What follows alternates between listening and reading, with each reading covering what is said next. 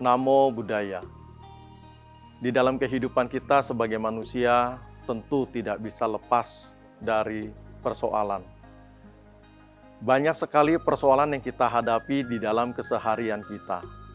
Dan bagaimana kita menyelesaikan persoalan itu yang sangat terpenting.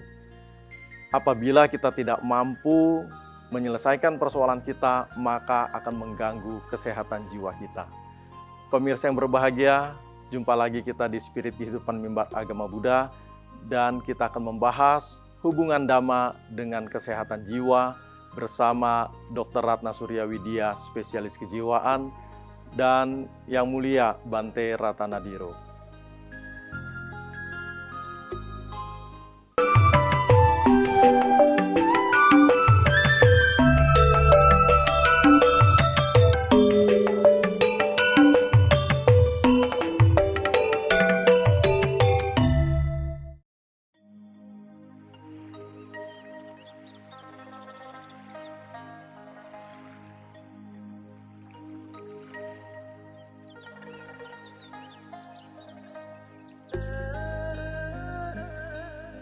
Selain kekayaan, kemakmuran yang banyak diinginkan orang, salah satunya adalah kesehatan. Pemirsa yang berbahagia, saat ini saya sudah bersama Dr. Ratna Surya Widya, spesialis kejiwaan. Kami akan berbincang banyak mengenai kesehatan jiwa. Mengapa kesehatan jiwa itu sangat penting sekali? Langsung saja kita tanyakan dengan Dr. Ratna Surya Widya. Dok, apa kabar? Namo Buddhaya. Namo Buddhaya. Ya, hari ini kita akan bincang-bincang mengenai kesehatan jiwa. Mungkin dokter bisa menjelaskan betapa pentingnya kesehatan jiwa ini. Ya, kesehatan jiwa ini sebetulnya sudah harus diperhatikan sejak lahir. Ya, dari lahir sampai meninggal dunia. Bayi baru lahir juga perlu rasa nyaman. Dari bayi? Dari bayi, dari orang tuanya. Jadi kalau bayi yang ditelantarkan itu pasti jiwanya tidak sehat. Ya. Jadi sejak kecil sudah harus diperdulikan nih masalah kesehatan jiwa. Ya. Jangan sesudah dewasa, jadi sejak kecil. Nah, dalam pertumbuhannya maka orang itu kan menghadapi lingkungan. Ya. Ya. Tidak semua kebutuhannya bisa tercapai. Ya. Nah, apabila ada keinginan tidak tercapai, maka itu akan menimbulkan frustrasi kan, rasa kecewa, tidak puas. Jadi sejak kecil sudah ada yang namanya temper tantrum. Jadi dari kecil sudah mengalami stres juga. Nah, kalau dia tidak mendapat, ngamuk.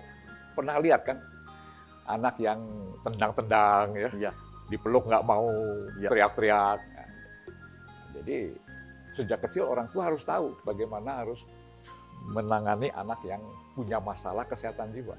Dari kecil? Dari kecil. Jadi misalnya jangan dipukul, jangan dimarahi, jangan ditinggal, tapi dipeluk. Ya, dipeluk sampai anak itu lelah, sehingga dia berhenti ngamuk dan tertidur. Begitu bangun tidur selesai urusannya. Berarti ada hubungannya nih ya dok ya, saya panggil dokter nih. Berarti ada hubungannya tentang orang tua ya, bagaimana dia juga bisa merawat sejak bayi seperti itu ya. Karena kan kebanyakan orang tua juga nggak sabar. Nah, nanti sesudah semakin besar, caranya beda kan. Kalau dia menyatakan ketidakpuasannya berbeda, kabur dari rumah, ya, nggak mau pulang, tidur di rumah teman begitu. Ya, jadi itu harus dicari sebabnya. Nah, sekarang berarti harus bicara tentang orang tua dulu nih ya. Ya. Menurut dokter nih harus bagaimana orang tua bersikap kepada anak-anaknya, katakan dari bayi seperti itu. Jadi nomor satu, orang tua harus menjadi pelindung. Menjadi pelindung. Karena kalau tanpa dilindungi, anaknya mati. Ya. Lindung, pengasuh, jadi guru, perawat, dan seterusnya. Ya. Nah, nanti peran ini akan berubah. Ya. Ketika masih kecil jadi pelindung, perawat, pengasuh, nanti kalau sudah besar menjadi teman. Ya, apabila anaknya punya masalah, tentu kembali ke ibunya. Bu, saya punya masalah gini. Nah, ibunya itu yang mesti cari jalan keluar. Nah, itu kan tadi cerita bayi dan masa anak-anak. Sekarang biasanya pasien yang datang ke dokter ini masalahnya seperti apa sih yang paling banyak? Wah, kalau ditanya masalahnya apa tentu banyak. Ya. Yang dominan aja, Pasien saya sebagian besar nggak bisa tidur sebetulnya. nggak bisa tidur. Karena tidur itu juga merupakan gambaran dari kesehatan jiwa. Orang yang siangnya penuh dengan urusan yang tidak diselesaikan, ya. Kemudian ketika mau tidur itu masih ada di pikirannya. Ya. Terbawa. Nah, itu seperti mobil itu RPM-nya 45.000 gitu. Ya gimana mau tidur? Ya, ya. Mikir terus. Ngeruwet Kadang-kadang orang sampai bilang pagi ya. pun belum tidur. Ya orang bilang ngeruwet ya, seperti itu ya, Ah. pikirannya nggak tenang ya. Jadi mestinya dia bisa menyimpan pikiran yang aktif itu ke dalam laci, dikunci, besok ambil lagi. Tapi kan nggak semua orang bisa seperti itu. Nah, itu masalahnya. Nah, jadi itu sebagian besar manusia punya masalah dengan tidur. Tentu ada masalah lain ya, Ya, ya. misalnya ketakutan, kebingungan, cemburu, iri hati, dendam, benci yang tidak ada habisnya. Kayak gitu. Jadi Nah. artinya manusia itu selama hidup punya banyak masalah. Pasti, pasti. Nah sekarang kan tinggal bagaimana solusinya itu kan, mengatasi masalahnya. Kalau nggak bisa kan kembali seperti tadi, nggak bisa tidur, terbawa terus. Akhirnya, Nah, salah satu cara tentu mengurangi keinginan. jadi tadi cerita tentang nggak bisa tidur. Nah sekarang misalnya para pengusaha ya, mungkin juga bisa trading saham, saham tiba-tiba anjlok. Kan banyak tuh yang lompat dari apartemen, yang bunuh diri, seperti itu. Itu solusinya gimana? Kalau misalnya sekarang kan tiba-tiba harga saham anjlok, yang tadinya diprediksi bisa naik, ternyata tiba-tiba turun. Untuk itu kita harus menerima sebuah kenyataan bahwa semuanya itu tidak kekal. Betul, itunya betul. Tetapi Ya. kan dia harus punya kewajiban membayar. Ya, ada pentil yang berputar, nanti ada di atas, nanti ada di bawah. Ya, toh. Iya, Tapi sekarang masalahnya begini, berdagang, berusaha, bisnis itu kan tidak berdiri sendiri. betul. Banyak faktor lain. Contohnya kita baru aja mengalami pandemi COVID. Ya. Siapa yang mikir itu bakal ada COVID? Banyak industri yang hancur kan? Betul. Penerbangan, hotel, rumah makan, pariwisata, dan seterusnya. Ya, kena dampak Yang pasti kesehatan kan? pasti. Ya, Banyak orang meninggal dunia. ya, ya. Lebih cepat dari waktunya. Ini pun harus dilihat sebagai faktor lingkungan. Hmm. Karena kita tidak mungkin mempertahankan yang ada sekarang. Ya. Semuanya akan berubah. Itu namanya anicca. Sabe sangkara anicca. Semua yang ada awalnya mesti ada akhirnya. Dan di tengah-tengah berubah terus. Ya, naik turun, naik turun, naik turun. Ya. Jadi harus nerima lah. Seperti Nah itu. itu jadi nomor satu, menerima keadaan, menerima situasi lingkungan yang selalu berubah. Ya, Baik. kita harus siap. Baik, terima kasih. Dan nanti kita lanjutkan lagi. Pemirsa yang berbahagia, setelah ini saya akan bincang-bincang juga dengan Biku Ratanadiro. Tetap bersama kami di Spirit Kehidupan Mimbar Agama Buddha.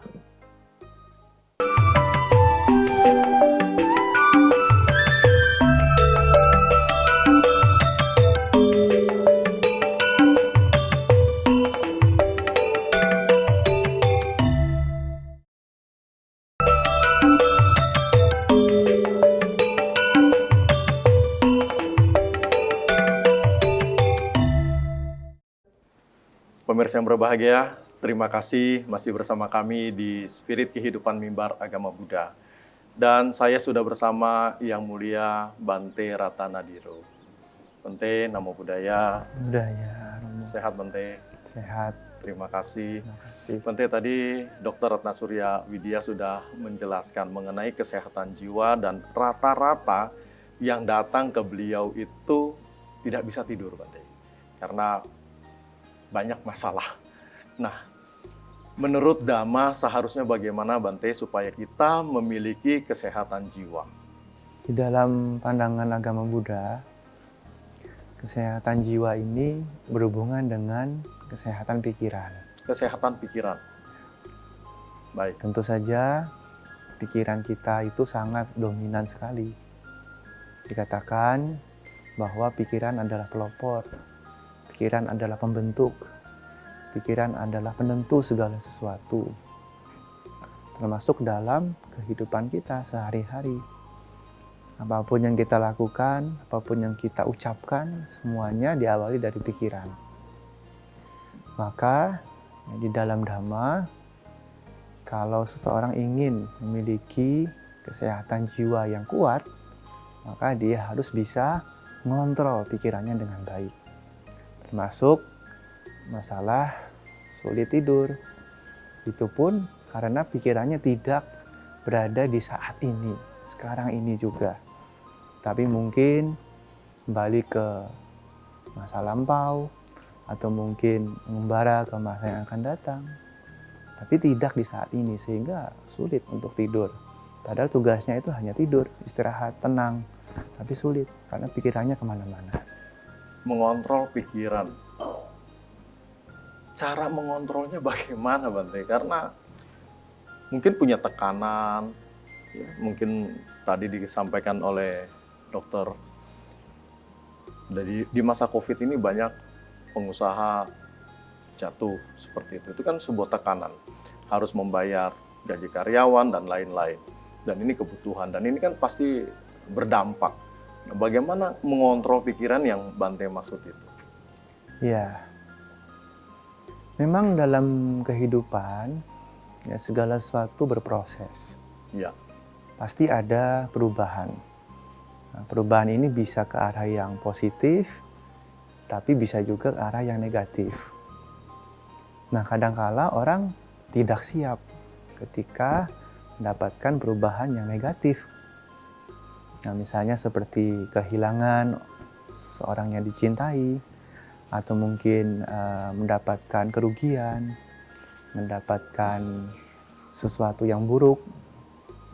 Nah, maka yang harus dilakukan adalah bagaimana bisa menerima semua keadaan, bisa menerima perubahan, termasuk perubahan yang tidak baik sekalipun. Itu pun harus diterima dengan baik.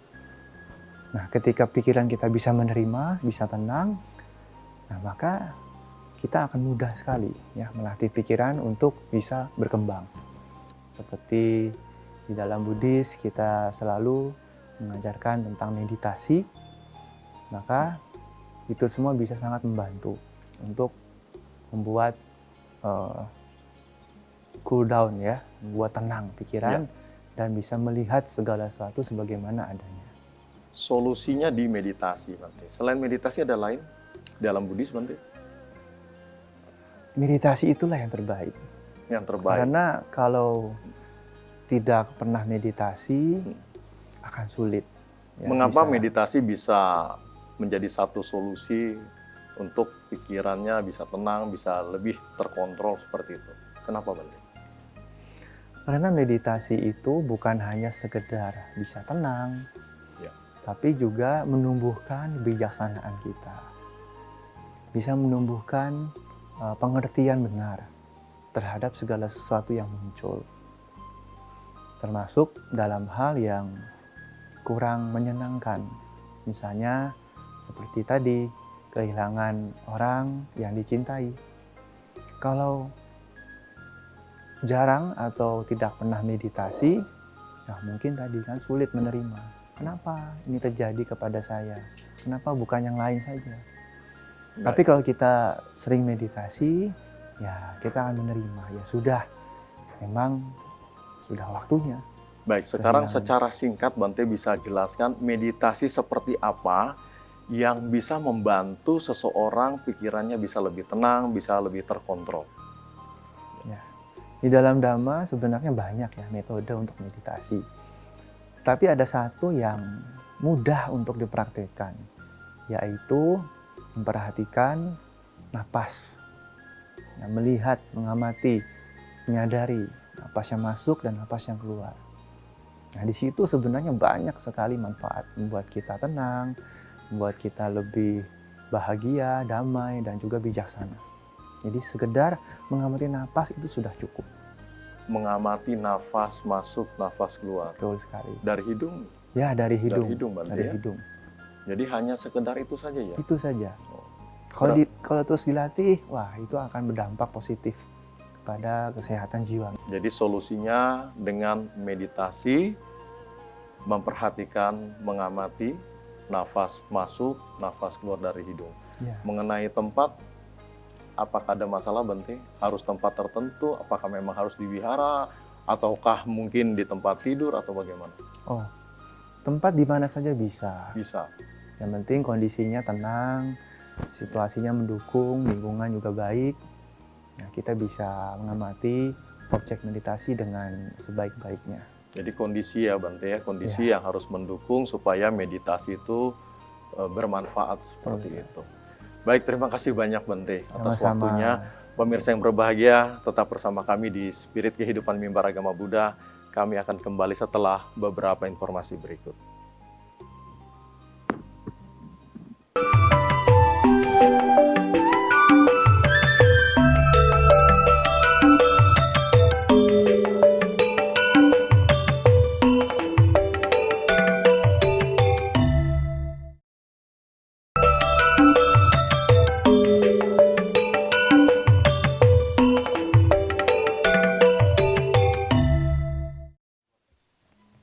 Dhammapada Piyawaga Kamato Jayati Soko Kamato Jayati Bayang Kamato Wipametasa Nati Soko Puto Bayang Tanhaya Jayati Soko Tanhaya Jayati Bayang Tanhaya Wipametasa Nati Soko Kuto Bayang. Dari nafsu timbul kesedihan. Dari nafsu timbul ketakutan.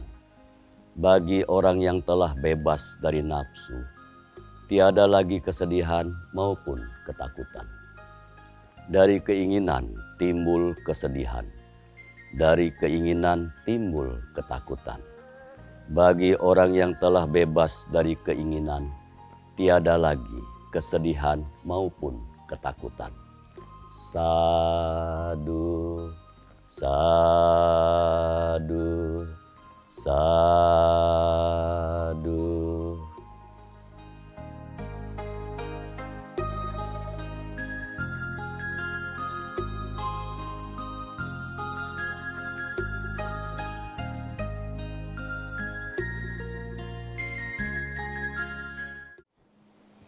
Terima kasih masih bersama kami di Spirit Kehidupan Mimbar Agama Buddha. Dan tadi Yang Mulia Bante sudah sampaikan bahwa meditasi adalah solusi yang terbaik untuk kesehatan jiwa kita. Kembali bersama Dr. Ratna Surya Widya dan Bante, kita akan berakhir nih, Romo, Bante, dan mungkin dari Romo bisa sampaikan kepada semua teman-teman di seluruh Indonesia betapa pentingnya kesehatan jiwa dan bagaimana caranya merawat kesehatan jiwa. Ya, saya kira kita yang hidup ini punya jiwa. Ya. Cuma dalam agama Buddha, jiwa itu digambarkan sebagai proses yang tidak pernah berhenti. Ya.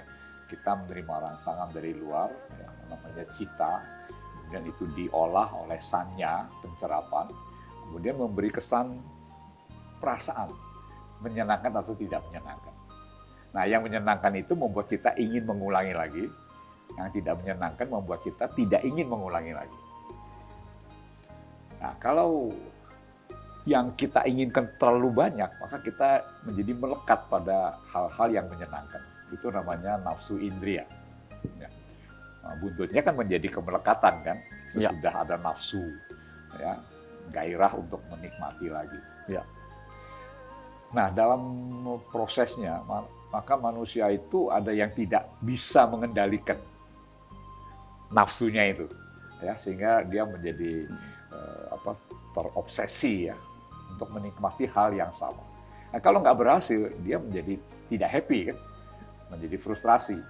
Nah, ini kalau berulang-ulang dan saling menumpuk, ini akan menjadi penderitaan yang berat ya buat dia.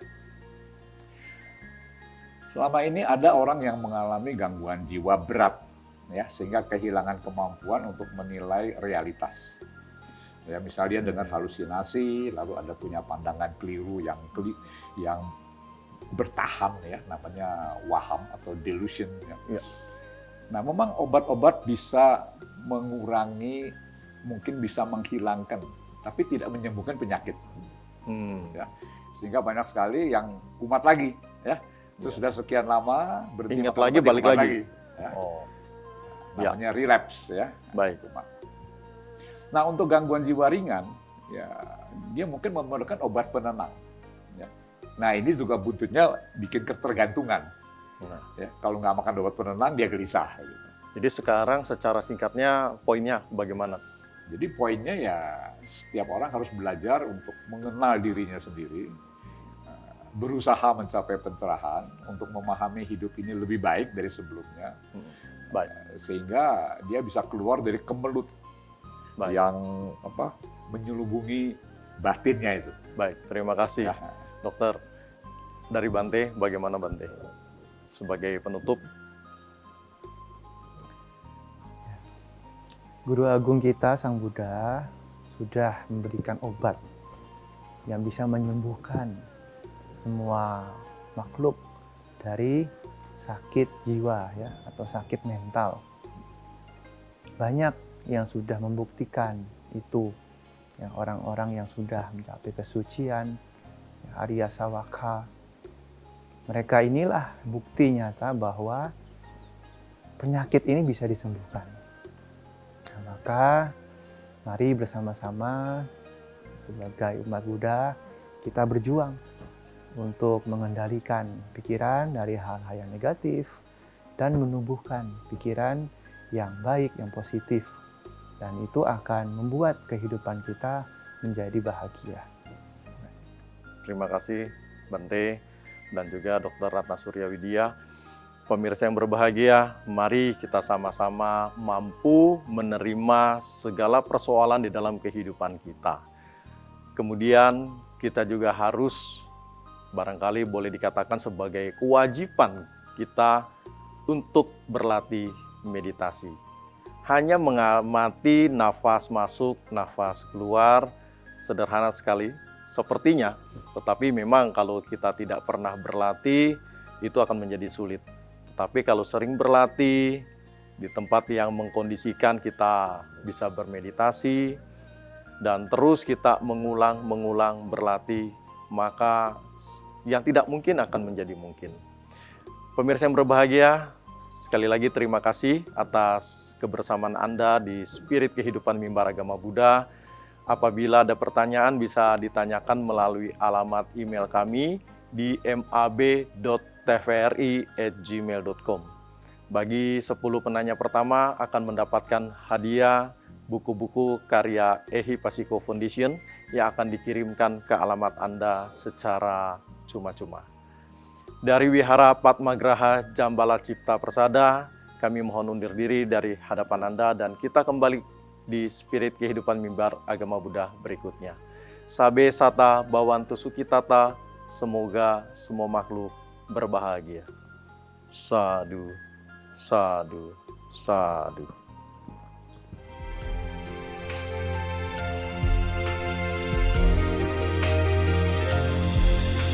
Bawah langit biru kita semua sama, mampu bergenggam dalam perbedaan. Asal ada insan yang mau melebarkan sayap-sayap hati.